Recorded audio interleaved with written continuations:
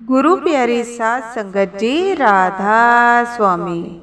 आज की मेरी साखी सुनने के बाद हमें यकीन हो जाएगा कि हमारे जो बाबा जी हैं हर जगह हमारे सहाय होते हैं। हम जितना भजन सिमरन करते हैं उतना ही बाबा जी हमारे करीब रहते हैं। हमारे जीवन में होने वाली सभी घटनाओं में हमारा साथ देते हैं, यानी जब दुख का समय आता है तो वो हमारे साथ खड़े रहते हैं। इसीलिए हमें अपना भजन सिमरन ऐसा करना चाहिए कि जो सच्चे सतगुरु हैं हमारे हर जगह सहाय हों। सतगुरु उसी के सहाय होते हैं जो भजन सिमरन करता है, अच्छे कर्मों को करता है। इसलिए कर्म अच्छे करें, भजन सिमरन करें, और जितना दान पुण्य हम करते हैं उतना ही बाबा जी हमारे सहाय होते हैं। आज की साखी आप ध्यान से सुने। एक बार की बात है कि बाबा जी जब सत्संग कर रहे थे, सत्संग करने के बाद जब अकेले बैठे हुए थे तो बहुत ज़्यादा बेचैन हो रहे थे। सभी सेवादार पूछते हैं कि बाबा जी आपको किसी चीज़ की ज़रूरत है तो आप हमें बताएं, आप इतना बेचैन क्यों हो रहे हैं।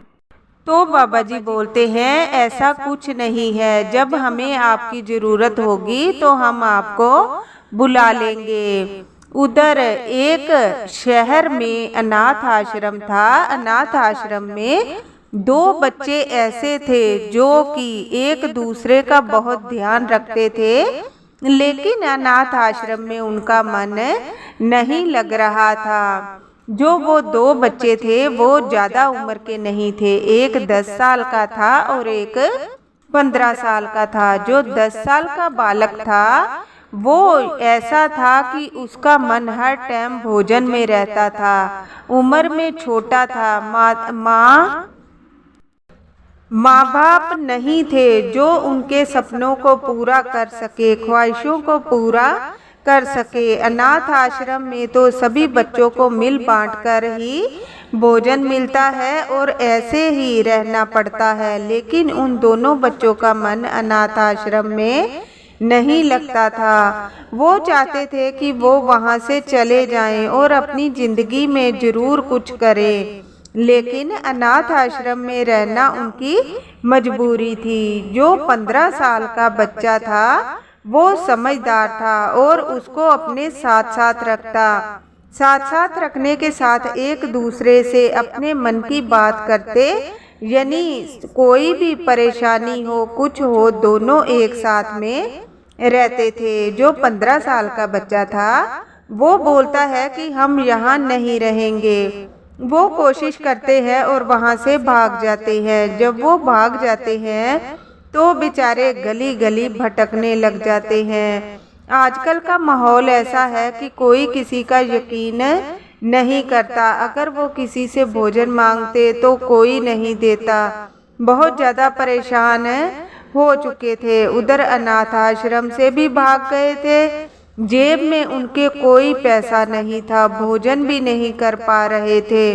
जो 10 साल का लड़का था वो बोलता है कि हमने भागकर कहीं गलती तो नहीं कर दी, वहाँ तो खाने को भोजन तो मिल रहा था। अब हमें ना तो हमारे पास कोई पैसा है और ना हमारे पास कपड़े हैं, हम कैसे रहेंगे।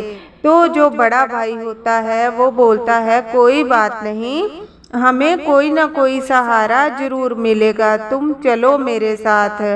वो बेचारे पूरे शहर में भटक रहे थे। उधर बाबा जी का दिमाग बहुत ज़्यादा बेचैन हो रहा था और मन खुश नहीं था। सेवादार बोलते हैं बाबा जी आपको कोई परेशानी है तो आप हमें बताएं। बाबा जी बोलते हैं हमें कहीं जाना है।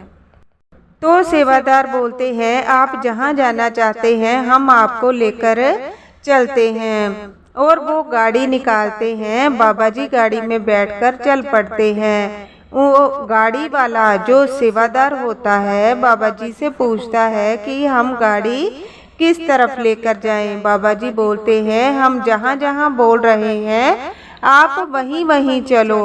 जैसे जैसे गाड़ी घुमाते जाते हैं, आगे जाने के बाद दो बच्चे बाबा जी को दिखाई देते हैं और बाबा जी सेवादारों को बोलते हैं, उन बच्चों को हमारे पास लेकर आओ। जब वो बच्चों को लेकर बाबा जी के पास आते हैं तो बाबा जी प्रेम से उनके सर पर हाथ फेरते हैं और बोलते हैं, तुम गली गली क्यों भटक रहे हो, जब तुम यहाँ पर मेरे साथ जा सकते हो, रह सकते हो, ऐसे गली गली में क्यों भटक रहे हो। बच्चे कुछ समझ नहीं पाते और बोलते हैं कि आप कौन हो। बाबा जी बोलते हैं, हम कौन हैं ये आपको बाद में पता लग जाएगा, आप हमारे साथ चलो।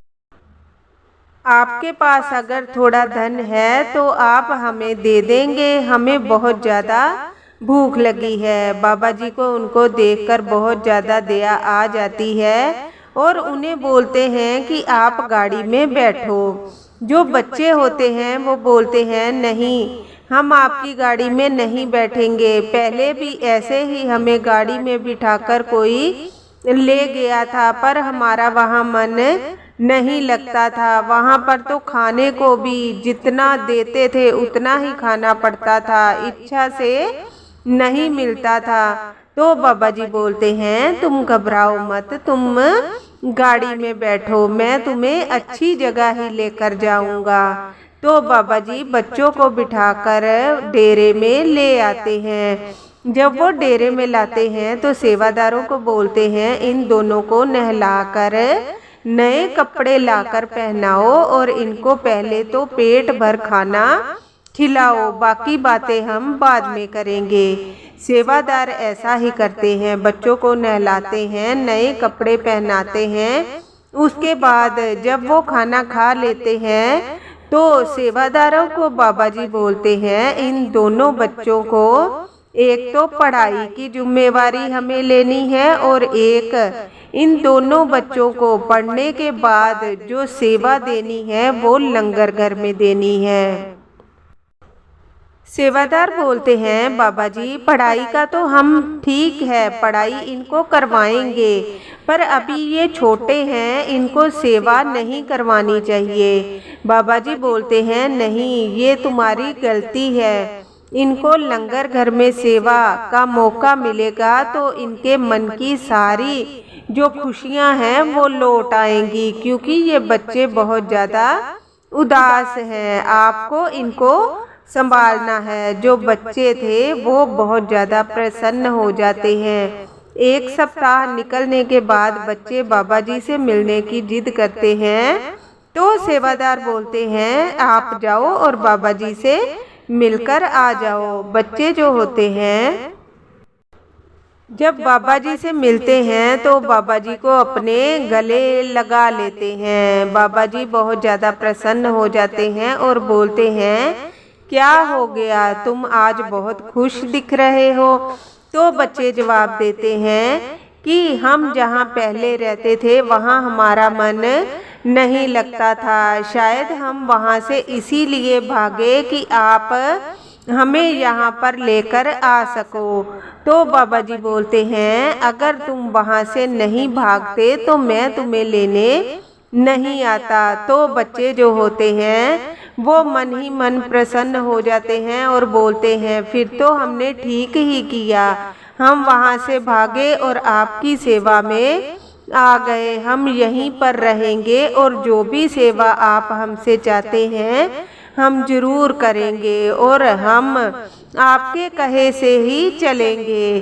बाबा जी बोलते हैं, ठीक है, अभी तुम्हारी जो उम्र है पढ़ने की है, तुम पढ़ाई की तरफ ध्यान दो और साथ में जो मन तुम्हारा करने को करता है वो करो।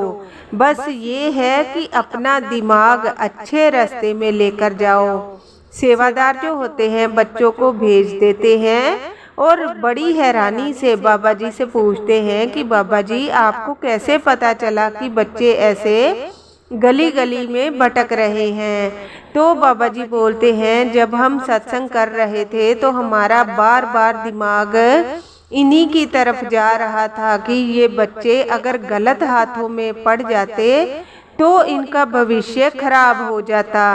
क्योंकि जो बच्चे होते हैं वो मिट्टी के घड़े की तरह होते हैं। जो घड़ा होता है जिसको हम जैसा आकार दे देते हैं वैसा ही घड़ा बन जाता है और उसको पकाने के बाद वो टूट जाता है, लेकिन दोबारा घड़ा सही नहीं हो पाता। इसीलिए बच्चों को परवरिश ऐसी मिलनी चाहिए कि वो ऐसे बने जो बड़े होकर अपने माता पिता का नाम रोशन करें। इन बच्चों के पीछे कोई नहीं है जो इनको डरा सके, सही रास्ते पर ले जा सके, क्योंकि एक पिता होता है जिसका डर बच्चों पर होना बहुत ज़्यादा ज़रूरी होता है। और जो माँ होती है वो बच्चों को चलने का रास्ता दिखाती है। इन दोनों बच्चों के सर पर ना तो पिता का साया है ना माँ का। इसलिए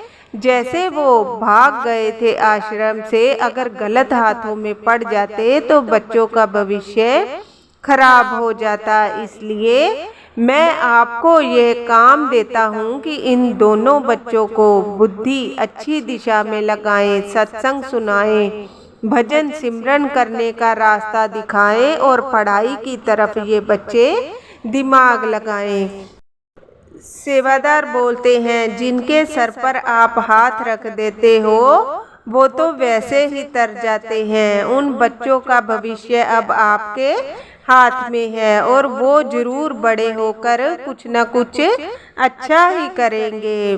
तो सेवादार वहाँ से चले जाते हैं। कहने का मतलब है हमारे बाबा जी जो है हमारी तरफ पूरा ध्यान देते हैं कि हम अच्छे कर्म करें। अगर हम अच्छे कर्म करेंगे तो अगर जिंदगी में कहीं कष्ट भी आएंगे तो बाबा जी हमें सहारा जरूर देंगे।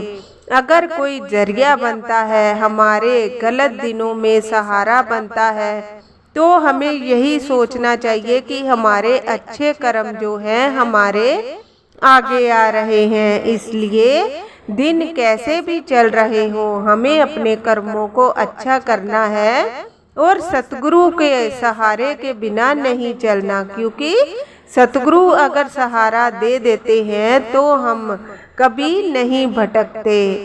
राधा स्वामी।